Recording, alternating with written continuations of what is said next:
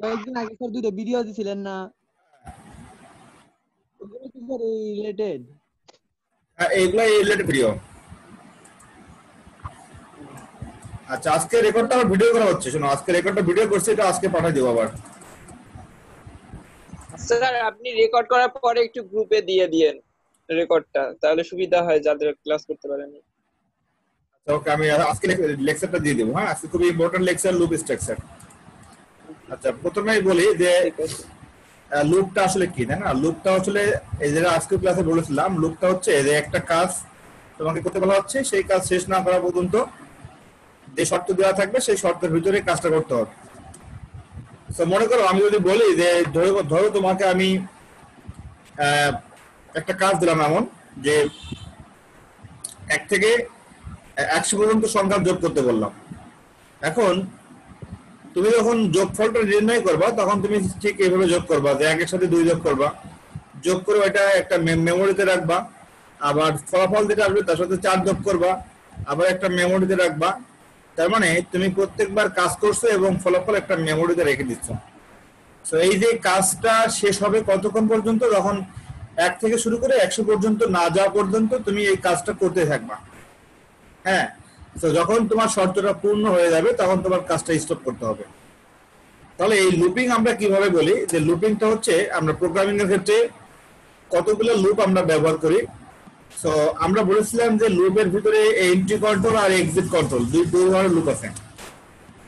একটা হচ্ছে entry control loop আর হলো এক্সিট কন্ট্রোল লুপ।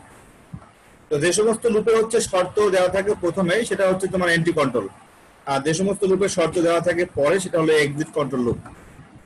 জাস্ট এটাই মনে রাখো যে এন্ট্রি কন্ট্রোল লুপ আর এক্সিট কন্ট্রোল লুপ। নাও লুপ কত প্রকার সেটা আমরা দেখি, যে লুপের প্রকারভেদ। লুপের প্রকারভেদ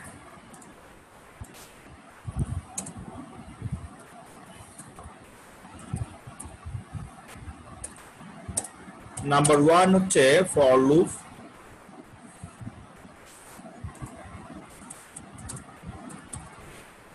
নাম্বার 2 হচ্ছে ডু হোয়াইল লুপ,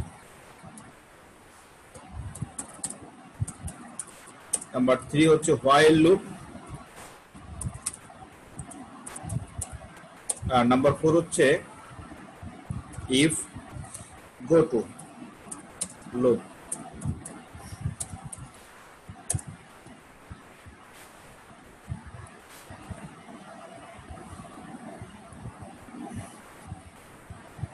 সো আমি প্রত্যেকটা লুপের স্ট্রাকচার লিখে যাচ্ছি, তোমরা একটু লিখে নাও কষ্ট করে। এখন আমরা দেখবো যে ফর লুপের গঠনটা কেমন হবে।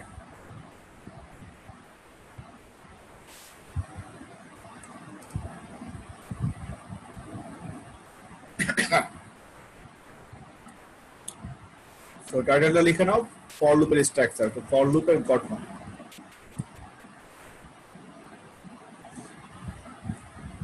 ফর লুপের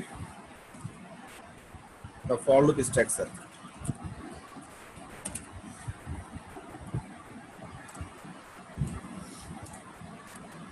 কেমন হবে দেখো, প্রথমে লিখতে হবে ফর পাস ব্র্যাকেট, তারপর কাউন্টার,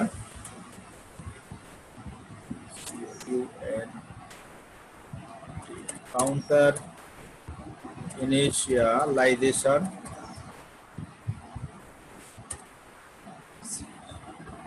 সেমিকোলন, তারপরে কাউন্টার কন্ডিশন, তারপরে আবার সেমিকোলন, তারপরে কাউন্টার আপডেট।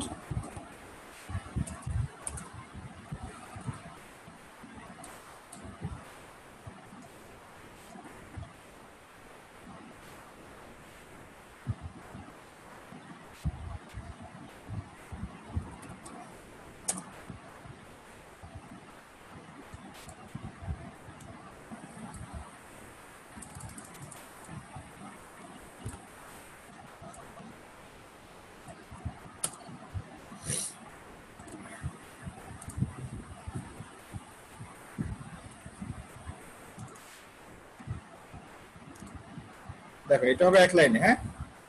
আর ফর হবে স্মল লেটারে লিখতে হবে for the counter initialization, counter condition, আর হচ্ছে কাউন্টার আপডেট। আর এখানে তোমার ফার্স্ট ব্র্যাকেট দিয়ে শেষ করতে হবে। এরপর হচ্ছে তোমার ফরের যে বডি শুরু করতে হবে, প্রত্যেকটা লুপে একটা নির্দিষ্ট বডি থাকে। তো বডি শুরু করার জন্য সেকেন্ড ব্র্যাকেট দিয়ে বডি শুরু করতে হয়। এরপর হলো তোমার যে ফর্মুলাটা বলবে সেটা আমি লিখে দিলাম প্রসেসিং।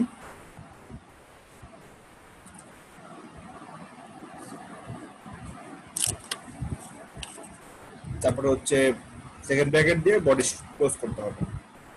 সেটা হচ্ছে আমাদের ফর লুপের স্ট্রাকচার। ঠিক আছে, যদি পরীক্ষাতে কখনো এরকম কোনো প্রশ্ন আসে 2 মার্কের যে ফর লুপের গঠন ব্যাখ্যা করো, তখন তোমাকে যেটা করতে হবে যে ফর লুপের স্ট্রাকচারে যেটা বলা হয়েছে, প্রথমে হবে ফর, তারপরে হবে কাউন্টার ইনিশিয়ালাইজেশন, তারপরে কাউন্টার কন্ডিশন, তারপরে কাউন্টার হচ্ছে আপডেট।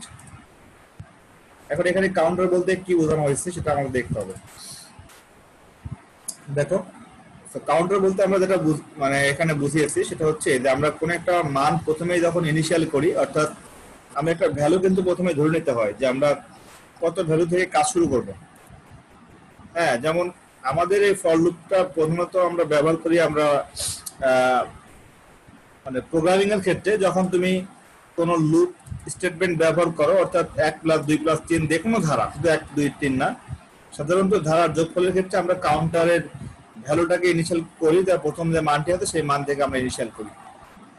সো আগে জাস্ট তুমি এই স্ট্রাকচারগুলো লিখে নাও, পরে আমি সবগুলো লুপের মাধ্যমে প্রোগ্রামের যখন কোড লিখবো তখন বিষয়টা আরো ক্লিয়ার হয়ে যাবে।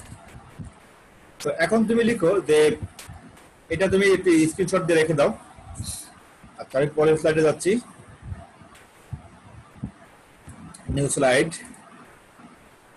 তো এখন আমরা লিখবো যে while লুপের স্ট্রাকচার।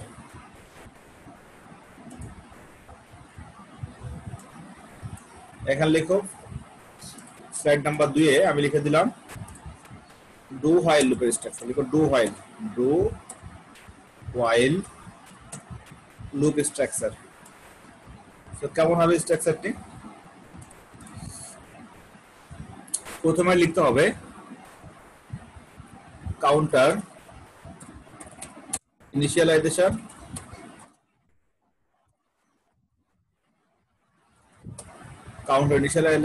তারপর হচ্ছে লিখতে হবে ডু এর পরে সেকেন্ড ব্র্যাকেট দিয়ে শুরু করতে হবে, তারপর হলো প্রসেসিং, তারপরে হচ্ছে তোমার সেকেন্ড ব্র্যাকেট দিয়ে ক্লোজ করতে হবে, এরপর হচ্ছে while এর পরে ব্র্যাকেটের ভিতরে কন্ডিশন পরে ব্র্যাকেট শেষ, সেমিকোলন শেষ। সো ডু while লুপের স্ট্রাকচারে দেখো প্রথম বলা হয়েছে কাউন্টার ইনিশিয়ালাইজেশন, তারপরে লিখতে হবে ডু, এখানে ডুটা হবে স্মল লেটার, while এর ডাব্লিউ হবে স্মল লেটার।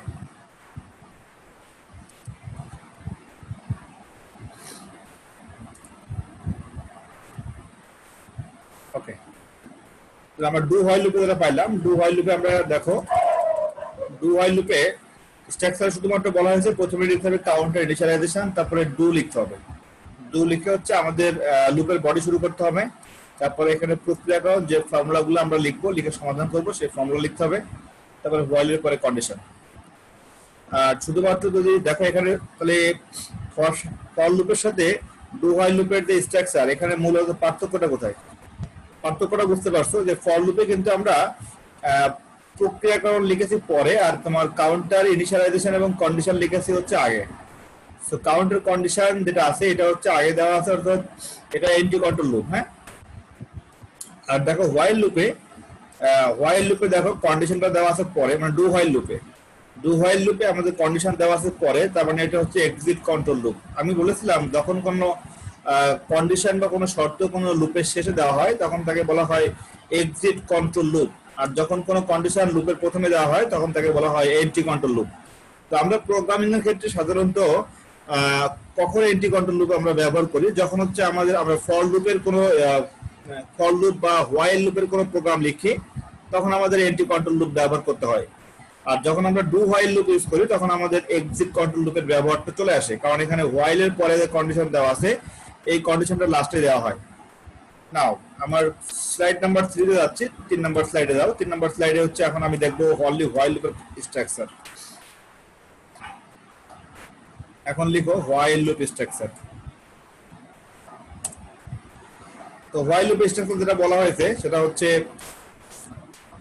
সিমিলারলি এই ডু হোয়াইল লুপের যে স্ট্রাকচার দেওয়া আছে সেখান থেকে জাস্ট আমি কপি করে দেখা দিচ্ছি, মোটামুটি একই রকম, শুধুমাত্র পার্থক্যটি কোথায় দেখো।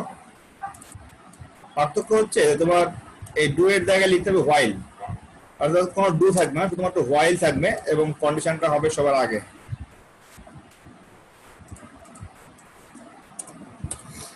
হোয়াইল এর পরে কন্ডিশন, কিন্তু এখানে একটা বিষয় মনে রাখতে হবে, এই কন্ডিশন লেখার পরে কোনো সেমিকোলন দেওয়া যাবে না। ডু হোয়াইল লুপে যেমন আমরা হোয়াইল কন্ডিশনের পরে সেমিকোলন দিয়েছিলাম, এখানে দেখো এখানে আমরা এই যে ছিল do while loop, so do while লুপে যখন আমরা আমরা কিন্তু কন্ডিশনের পরে সেমিকোলন দিয়েছিলাম, হোয়াইল এর পরে যখন কন্ডিশন লিখেছিলাম তারপরে সেমিকোলন সাইন চিহ্ন দিয়েছিলাম, কিন্তু আমাদের হোয়াইল লুপে কন্ডিশনের পরে কোনো সেমিকোলন সাইন দেওয়া যাবে না, তারপরে সব ঠিক থাকবে, আর এখানে এটা থাকবে না হোয়াইল এর পরে যেটা আছে। সো দেখো আমাদের মোটামুটি স্ট্রাকচার একই রকম ছিল, শুধুমাত্র হোয়াইল লুপের স্ট্রাকচারে হোয়াইলটা প্রথমে বসবে, আর ডু হোয়াইল লুপের স্ট্রাকচারে প্রথমে ডু বসবে, তারপরে হচ্ছে ডু এর পরে লুপের বডি শুরু হবে যেটা এখানে দেখানো আছে। হ্যাঁ, তারপরে দেখো এখানে কন্ডিশনটা ছিল লাস্টে, আর হোয়াইল লুপে মনে রাখো হোয়াইল লুপে কন্ডিশন প্রথমে দেওয়া থাকে। তো যখন হোয়াইল লুপে কন্ডিশন প্রথমে দেওয়া থাকবে এটা হবে এন্টি কন্ট্রোল লুপ, যখন তোমার কন্ডিশনগুলো প্রথমে দেওয়া থাকবে তখন সেটা মনে রাখতে হবে এন্টি কন্ট্রোল লুপ। আচ্ছা, এখন আমাদের আরেকটা লুপ বাকি আছে, ইফ গো টু লুপ, তাই না? ইফ গো টু লুপ,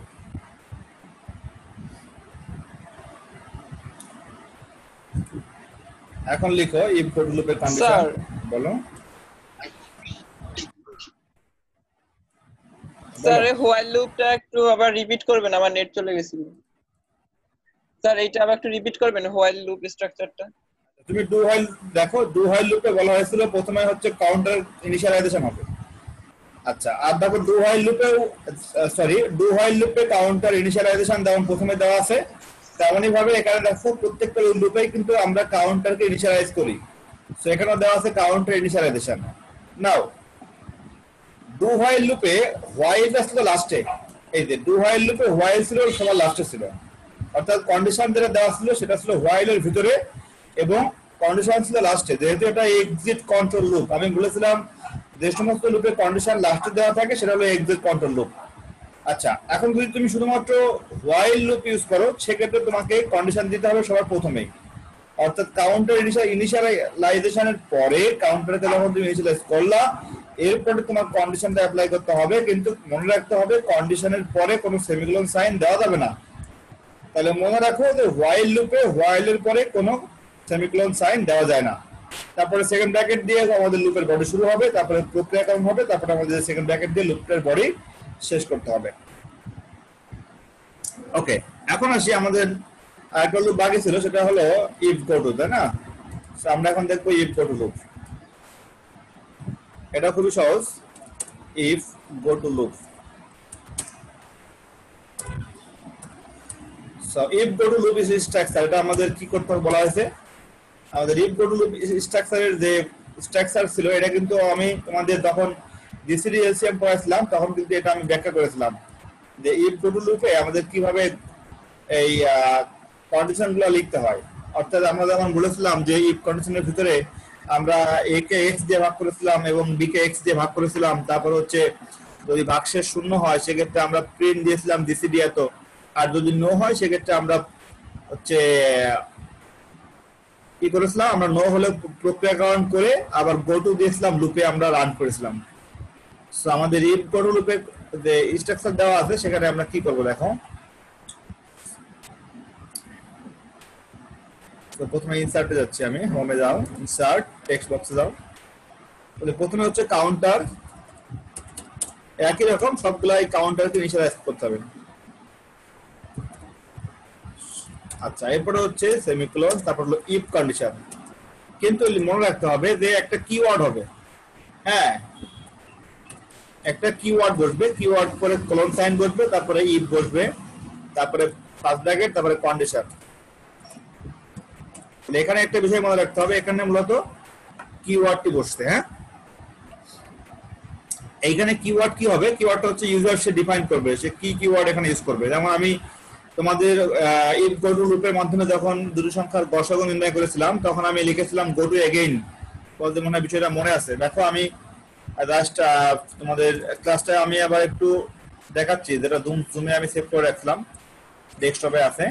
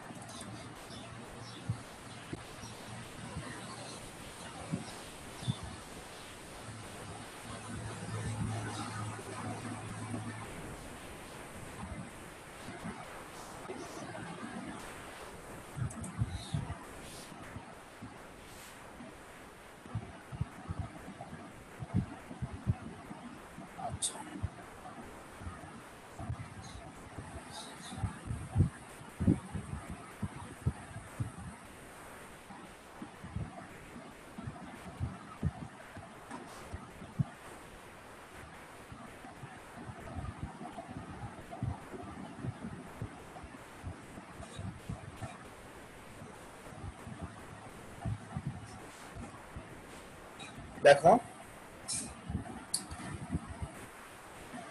তাহলে আমরা যেটা করেছিলাম, আমরা হচ্ছে যে ইফ গো টু লুপের মাধ্যমে যখন কোনো প্রবলেম সলভ করেছিলাম, তখন আমরা কি করেছিলাম, প্রথমে হচ্ছে কাউন্টারকে ইনিশিয়ালাইজ করতে হবে। অর্থাৎ এখানে দেখো x সমান a অথবা x সমান b, এটা অলরেডি কিন্তু ইনিশিয়াল করা হয়েছিল, এই x এর কোন মানটা নিয়ে কাজ করব।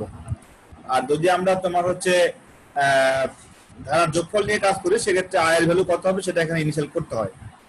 সো আমাদের এখানে মূলত স্ট্রাকচারটা হচ্ছে কাউন্টারকে ইনিশিয়াল করতে হয়, তারপরে একটা কিওয়ার্ড, এখানে কিওয়ার্ড এগেইন দেওয়া আছে, তারপরে হচ্ছে কোলন সাইন, এরপর হলো ইফ কন্ডিশন, ইফের ভিতরে যে কন্ডিশন থাকবে সেই কন্ডিশন দিতে হবে। দেওয়ার পরে এখানে হচ্ছে আমরা যদি কোনো প্রক্রিয়াকরণ করি, প্রক্রিয়াকরণ লিখতে হবে, লেখার পরে আমরা প্রিন্ট দেবো এখানে।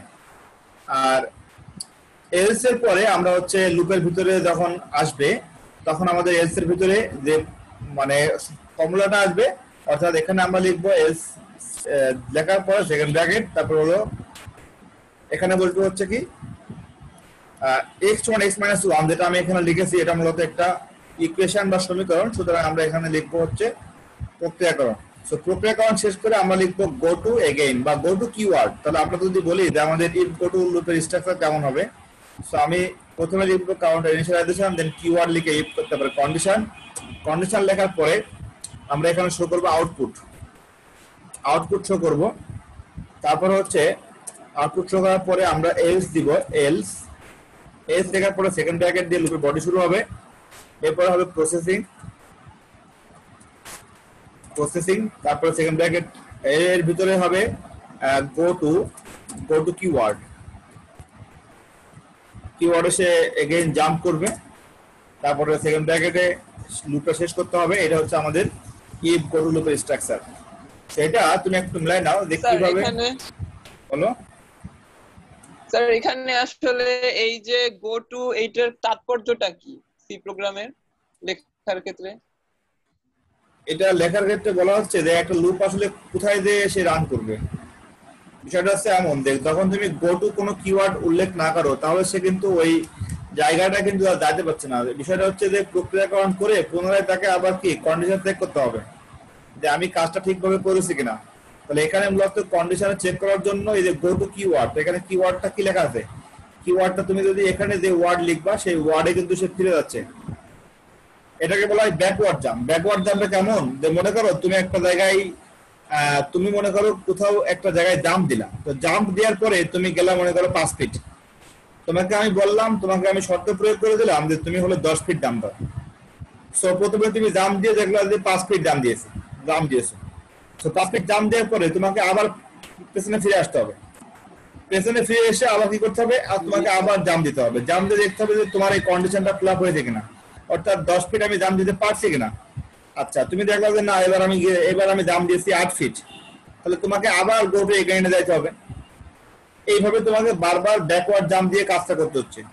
অর্থাৎ এখন দেখো গো টু কিওয়ার্ড, কিওয়ার্ডটা কোথায় দেওয়া আছে, কিওয়ার্ডটা দেওয়া আছে আমাদের প্রোগ্রামের ব্যাক সাইডে, মানে আমাদের যে লাইনগুলো আছে, একটা লাইন। সো মনে করো আমরা এখানে 1 2 3 4 5 6 7 8, ধরুন এখানে 8টা লাইন আছে। তো তুমি 7 নাম্বার লাইন থেকে তোমাকে আবার জাম্প দিতে হচ্ছে 2 নাম্বার লাইনে, তাহলে এটা হলো ব্যাকওয়ার্ড জাম্প হিসেবে কাজ করে। হ্যাঁ, সুতরাং এখানে গো টু এর তাৎপর্য হচ্ছে যে আমরা কোথায় জাম্প দিব, আমরা প্রোগ্রামে কোথায় আসলে জাম্পিং করব, অনেক সময় এমন হয় না যে আমরা প্রোগ্রামের 2-3টা লাইন স্কিপ করে অনেক সময় আমরা জাম্প করতে পারি। জাম্পের ভিতরে অনেকগুলো বিষয় আছে, একটা হলো ফরওয়ার্ড জাম্প, একটা ব্যাকওয়ার্ড জাম্প। তো মূলত গো টু এর তাৎপর্য হচ্ছে এটা কিন্তু সামনেও জাম্প দিতে পারে, আবার পেছনেও জাম্পিং করতে পারে। যদি এমন হয় যে আমার এই কিওয়ার্ড লিখে কন্ডিশনটা পরে লেখা আছে, ধরে নাও যে তুমি এখানে কিওয়ার্ড লিখে কন্ডিশনটা পরে দিয়েছো, ধরে নাও তুমি এটা মনে করো আমি কেটে দিলাম, কেটে দিয়ে মনে করো এটা তুমি এরকম পরে অ্যাপ্লাই করেছো, তখন গো টু কিওয়ার্ড যখন তুমি দিবা তখন সে কিন্তু আর ব্যাক সাইডে জাম্প করবে না, সে জাম্প করবে কোথায়? সে জাম্প করবে হলো পরের লাইনে, অর্থাৎ সেকেন্ড ব্র্যাকেটের পরে দিয়ে জাম্প করছে। এখানে যদি অন্য কোনো কাজও দেওয়া থাকে, মনে করো এখানে তুমি একটা ফর্মুলা লিখেছো, সেখানেও কোনো মনে করো প্রক্রিয়াকরণের কোনো বিষয় আছে, কিন্তু সে কোনো প্রক্রিয়াকরণটা করবে না, না করে কি করবে? সে পুনরায় সে হচ্ছে সামনের দিকে জাম্প করবে, গো টু কিওয়ার্ড। সেখানে যে কিওয়ার্ডটা আছে এই কিওয়ার্ডে জাম্প করবে। তাহলে এখানে গো টু এর মানে তাৎপর্যটা হচ্ছে যে আমরা আসলে প্রোগ্রামের ভিতরে কোথায় জাম্প করে আমরা আবার পুনরায় কন্ডিশনটা চেক করব, এটা হচ্ছে মূলত গো টু এর কাজ। কি ক্লিয়ার এখন? জি স্যার, ক্লিয়ার। ওকে, এগুলো আসলে যখন আমি প্রোগ্রামিং কোড লিখবো তখন বিষয়টা আরো ক্লিয়ার হয়ে যাবে। আমি হয়তো বা যেভাবে বোঝাচ্ছি যদি বুঝতে সামান্য একটু গ্যাপ থাকে, ওইটা তোমার সম্পূর্ণ প্রোগ্রামিং কোড লেখার সময় যখন রান করানো হবে তখন তুমি ক্লিয়ার একটা ধারণা পেয়ে যাবে। ওকে, সো আমরা এই যে চারটা লুপের গঠন দেখলাম, এর ভিতর থেকে আজকে আমি ফর লুপের মাধ্যমে একটা প্রোগ্রাম লিখবো। তো আমরা এখন লিখবো যে write a C program to calculate the summation of a series by using for loop.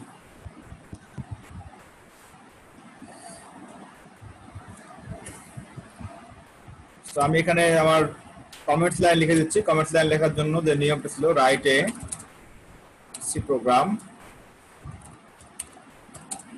to calculate summation of a series by for loop.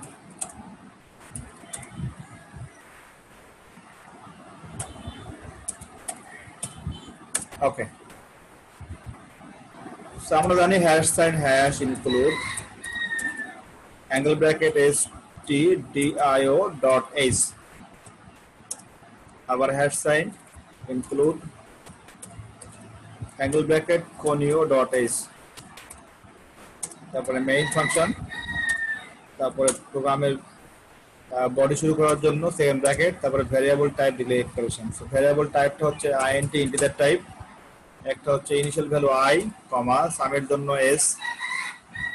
So আমি সামের জন্য s ভ্যারিয়েবল ডিফাইন করলাম, আর তোমার last number of the series হচ্ছে n। সেখানে আমি সিরিজটা লিখে দিই, তোমাদের সুবিধা হবে। Slash comments line 1 plus 2 plus 3 plus dot dot dot n plus n। আমি আসলে এই ধারার যোগফল নির্ণয় করব। তো আমরা এখানে যেটা করব, এখানে হচ্ছে আমাদের কাউন্টারের প্রথম মানটা হচ্ছে i থেকে শুরু হবে, যেটা 1 থেকে সে কাউন্টিং করবে। স্যার এটা তো গতদিন করাইছিলেন। আমি কি ফর লুপ দিয়ে করাইছিলাম? ফর লুপ থেকে এটা তো স্যার আজকে ক্লাসেও করাইছেন। এই ক্লাসে তো অনলি ফ্লোচার্ট দেখানো হচ্ছে। আমি ক্যামেরা ধরতেছি, আপনি দেখেন যে এটা ফর লুপের কিনা।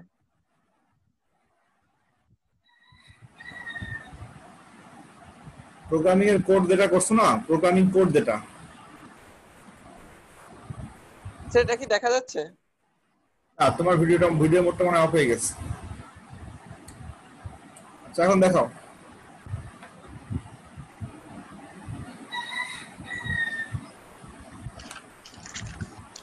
জি স্যার, করাই দেন যখন শুরু করছি।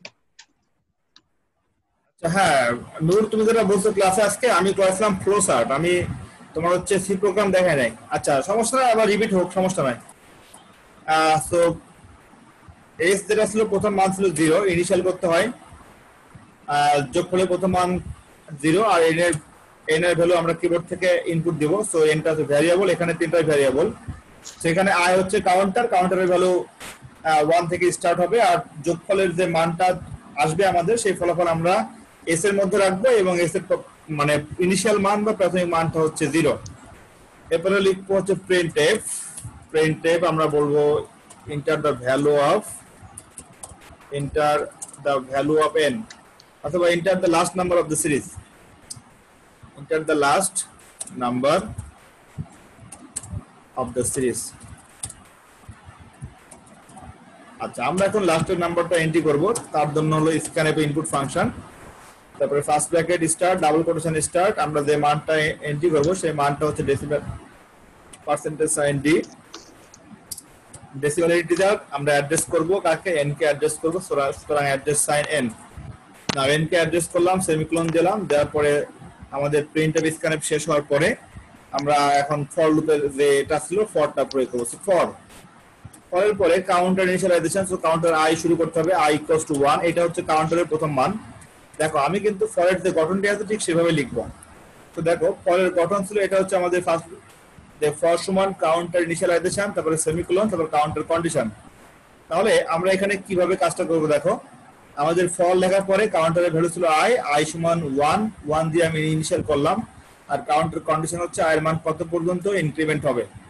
তো এখানে i ইকুয়ালস টু 1, এরপর হচ্ছে i less than sign less than equals to হলো n।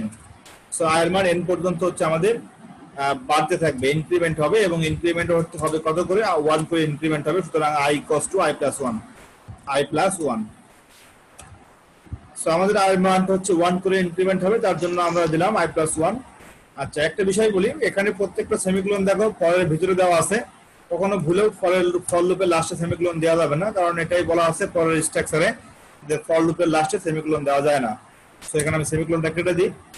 আচ্ছা, এরপরে হলো সেকেন্ড ব্র্যাকেট দিয়ে লুপের বডি শুরু হবে। সো সেকেন্ড ব্র্যাকেট, তারপরে হচ্ছে আমাদের মূল ফর্মুলা, অর্থাৎ এখানে দেখো ফরের যে স্ট্রাকচার ছিল সেটা মিলাই নাও। ফরের গঠনে বলা হয়েছিল কি, ফরের গঠনে বলা হয়েছিল কাউন্টার ইনিশিয়ালাইজ করার পরে কন্ডিশন, তারপরে কাউন্টার আপডেট করার পরে এখানে লিখতে হবে প্রক্রিয়াকরণ। সুতরাং আমরা যখন প্রক্রিয়াকরণ করেছিলাম তখন আমরা যে ফর্মুলাটা অ্যাপ্লাই করেছি সেটা আমরা এখানে লিখে ফেলি, সেটা হলো s সমান s প্লাস i। আমাদের মূল যে ফর্মুলা ছিল s সমান s plus i।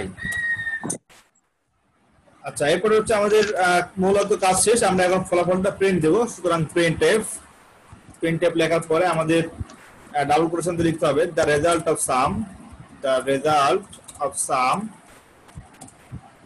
Of sum is percentage sign D. সেটা হবে কার ভ্যালু, সেটা হবে সামের ভ্যালু বা এস এর ভ্যালু, কারণ এখানে এস হলো সাম হলো আমাদের এস ভ্যারিয়েবল দিয়ে আমি ডিফাইন করেছি।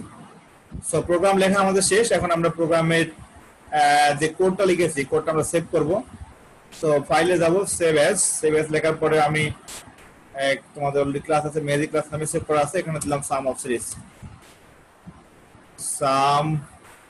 Series by for loop okay. So save করে এটা আমি সেভ করার পরে আমি রান করি, এক্সিকিউট দিই, কম্পাইল এন্ড রান। সেখানে কম্পাইলিং দেখাচ্ছে, কম্পাইলিং দেখার পরে একটা exe ফাইল ওপেন চলে আসবে। সো exe ফাইলের ভিতরে আমরা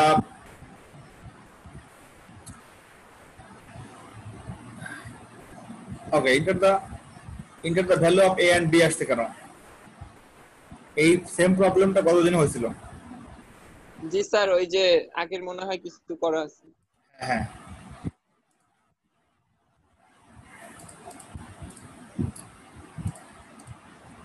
এটা মেইনলি প্রবলেম করে এখানে যে কম্পাইলার আছে, কম্পাইলার যদি সঠিকভাবে কম্পাইল করতে না পারে তখন এই সমস্যাটা হয়। ঠিক আছে, সো এখান থেকে আমি সম্পূর্ণ কেটে বের হয়ে আসতে হবে। কন্ট্রোল এক্স দিচ্ছি আমি। যদি কখনো তোমরা তোমাদের ল্যাপটপে যখন কোনো কোড লিখবা, লেখার সময় যদি এরকম কোনো ধরনের ভুল হয় সেক্ষেত্রে যেটা করবা, সেক্ষেত্রে সম্পূর্ণ প্রোগ্রামটা একবার তোমরা যতটুকু লিখছো এটা সম্পূর্ণ হয় কপি করে নিবা, না হলে সম্পূর্ণ কাট করে নিবা। কাট করে নেওয়ার পরে সেখান থেকে বের হয়ে আসবা। বের হয়ে এসে তুমি প্রথম থেকে আবার যে সফটওয়্যার যেটা আছে ডেভসি, ওটা তুমি রানিং করবা। এই দেখো আমি এখান থেকে আবার ডেভসি রানিং করি। ডেভসি রান করে প্রথমে আবার ওটা আবার সেভ করতে হবে। সেভ করে একটা ভিন্ন নাম দিয়ে সেভ করতে হবে। ফাইল দিলাম নিউ, এরপর সোর্স ফাইল, ওটা আমি সেভ করে দিলাম। আবার এখানে পেস্ট করলাম, পেস্ট করে আমি নতুন একটা নাম দিয়ে সেভ করি, ফাইল সেভ এস। ধরো না এটা আমি সেভ করলাম এবিসিডি নামে, এবিসিডি। সেভ করি, সেভ করে এখন এটা আমি এক্সিকিউট দিয়ে কম্পাইল এন্ড রান দাও। দেখো ঠিক চলে আসছে, enter the last number of the series. আচ্ছা, এখন আমরা লাস্টের নাম্বারটা এন্ট্রি দেবো। তো আমি কত লেকচারে বলেছিলাম যে 100 এন্ট্রি করলে সেটা হবে 5050। দেখো the result of sum is 5050। তো আমরা জানি যে একটা ধারা যোগফলে যদি 1 + 2 + 3 + n সংখ্যক কোনো ভ্যালু দিয়ে যোগ করা হয়, সেক্ষেত্রে আমরা 5050 এই ফলাফলটা পেয়ে যাই। আবার এটা যদি কেউ বলে যে স্যার এটা তো একটা কমন একটা ফর্মুলা আছে আমাদের ম্যাথমেটিক্সে, তো যদি আমি সেটা অ্যাপ্লাই করি তাহলে কোনো ভুল হবে? আচ্ছা, এই ধারা যোগফল নির্ণয়ের জন্য আমরা জানি যে আমাদের ম্যাথমেটিক্সের ফর্মুলাটা কি জানো? ফর্মুলাটা আমি লিখে দিচ্ছি, তোমরা জানো সবাই। ফর্মুলাটা হচ্ছে n into bracket n into n plus 1 divided by 2 plus 2। তুমি দেখো এই মানটা দাও, দিলে কিন্তু তোমার ফলাফলটা বের হয়ে আসবে। যেমন আমি এখানে দিয়েছি last number of the series দিয়েছিলাম 100, তাহলে এখানে তুমি 100 দিয়ে মাল্টিপ্লাই করে দেখো। 100 into bracket 100 minus 1 100 sorry 100 plus 1 100 plus 1 divided by 2, এটা করলে দেখো কত আসে, 5050 আসে।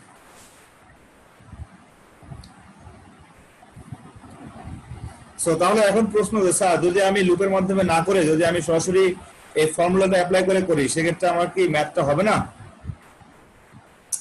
হ্যাঁ, যদি তোমার এমন হয় যে যদি কোনো লুপের কথা উল্লেখ না থাকে, সেক্ষেত্রে তুমি সরাসরি ফর্মুলাটা লিখে অ্যাপ্লাই করলে কিন্তু প্রোগ্রামটা রান করবে। যেমন আমি যদি বলি যে এই প্রোগ্রামটা যদি আমি এইভাবে লিখি, দেখো এটা তখন হয়ে যাবে সিম্পল স্টেটমেন্ট। এটা আমি কপি করলাম, কপি করে নতুন একটা উইন্ডোতে পেস্ট করে দিলাম। পেস্ট করে দিয়ে এটা আমি জাস্ট যদি এই ফর লুপটা আমি কিছু দিলাম না, শুধুমাত্র এখানে আমি কি করব, এখানে আমি জাস্ট n এর মানটা ইনপুট দিয়ে, এখানে n এর মানটা আমি ইনপুট দিব, n এর মানটা ইনপুট দিয়ে আমি জাস্ট ওই প্রক্রিয়া কারণের ঘরটা লিখে দিব। অর্থাৎ সাম s সমান যদি আমি লিখে দিই এমন যে n into n plus 1 divide by 2 plus 2। Okay, এখন তুমি সেভ করো একটা নামে, ফাইল সেভ অ্যাজ। এটা নাম দাও, মনে করো this sum 1 2 3 4। আচ্ছা, তোমরা মনে হয় অলরেডি বুঝতে পারছো যে এটা হলো একটা সিম্পল স্টেটমেন্টের জন্য সি প্রোগ্রাম। এখানে কিন্তু কোনো কন্ডিশন দেওয়া নাই, কোনো লুপও দেওয়া নাই, শুধুমাত্র n এর মানটা কিবোর্ড থেকে এন্ট্রি করা হবে। আর এন্ট্রি করার পরে যার শুধুমাত্র একটা ফর্মুলা অ্যাপ্লাই করলাম, n into n plus 1 divide by 2। এটা সেভ করে এখন আমি এক্সিকিউট কম্পাইল এন্ড রান দিই। আবার same case, enter the value of a and b। Sir এটা কি সূত্র প্রয়োগ করে? হ্যাঁ, সূত্র প্রয়োগ করে, শুধু সূত্র প্রয়োগ? হ্যাঁ, অনলি সূত্র প্রয়োগ করে। যদি এমন হয় যে তোমার যদি বলে যে হচ্ছে ধারার যোগফল নির্ণয় করো 1 + 2 + 3, হ্যাঁ, অথবা যে কোনো ধনাত্মক সংখ্যার যোগফল নির্ণয় করো, যে কোনো ধনাত্মক পূর্ণ সংখ্যার বা যে কোনো স্বাভাবিক সংখ্যার যোগফল নির্ণয় করো, সেক্ষেত্রে তোমার যদি কোনো লুপের কথা উল্লেখ না থাকে, সেক্ষেত্রে এইভাবে করলেও হবে। ঠিক আছে, কারণ তখন দেখো, তখন তোমার যে প্রোগ্রামের যে কোড লিখছো, এটা হবে একটা সিম্পল স্টেটমেন্টের জন্য সি প্রোগ্রাম। এখানে কোনো ধরনের লুপিংও নাই, কোনো কন্ডিশনও নাই। আমরা জানি আমাদের ফ্লোচার্ট 3 প্রকার, এবং প্রোগ্রামিং এর ভিতরে আমরা 3 ধরনের প্রোগ্রামিং দেখি। একটা হলো সিম্পল স্টেটমেন্ট, একটা হচ্ছে কন্ডিশনাল স্টেটমেন্ট, আর একটা হলো লুপ স্টেটমেন্ট। ক্লিয়ার কি? বুঝতে পারছো মেহেদী? জি আচ্ছা, সেটা জি বুঝতে। আমি কাট করে ফেলি।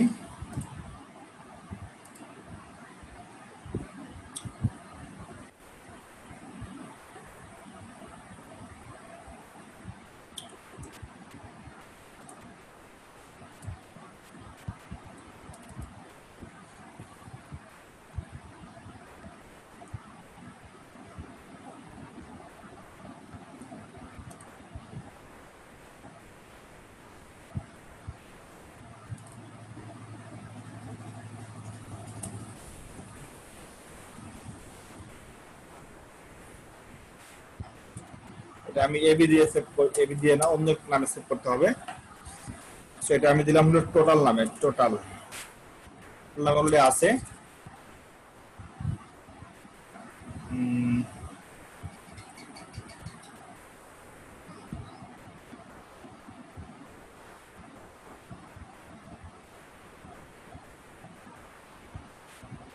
ধরুন আমার নামে এটা সেভ করি, ভিন্ন নাম না দিলে ওই নামের সিমিলার নাম দিয়ে যেটা সেভ করা আছে, সেক্ষেত্রে ওই সিমিলার নামের যে সি প্রোগ্রামিং আছে সেটার সাথে আবার যখন কম্পাইলিং হয়, কম্পাইলিং ওইটা আবার সে ধরে নিতে পারে, এই জন্য একটা ভিন্ন নাম দিয়ে সেভ করলাম। এখানে আমার নাম দিয়ে সেভ করেছি এক্সিকিউট কম্পাইলার ডানে যাও।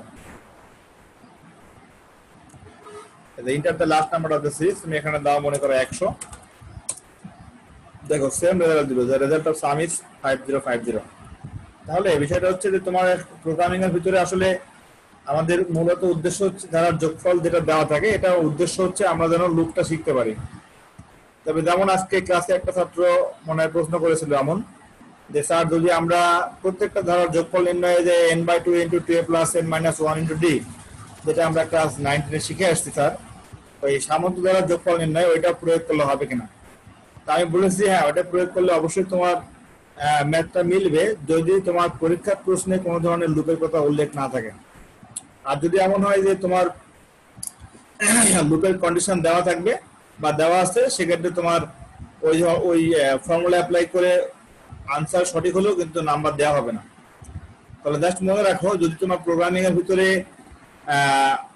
ধারার যোগফল নির্ণয় করতে বলা হয় যেখানে লুপের কথা উল্লেখ আছে, সেক্ষেত্রে তোমার অবশ্যই ফর লুপ বা ডু হোয়াইল লুপ বা হোয়াইল লুপ বা ইফ গো লুপ, এই 4টি লুপের যে কোনো একটা ব্যবহার করে সলভ করতে হবে। তো ক্লাসের টাইম শেষ মুহূর্তে চলে আসছে, আমি আবার তোমাদের ক্লাসের টাইম মানে ক্লাস কন্টিনিউ করবো, রিকোয়েস্ট দিব, তোমরা আবার অ্যাকসেপ্ট করে নিবা।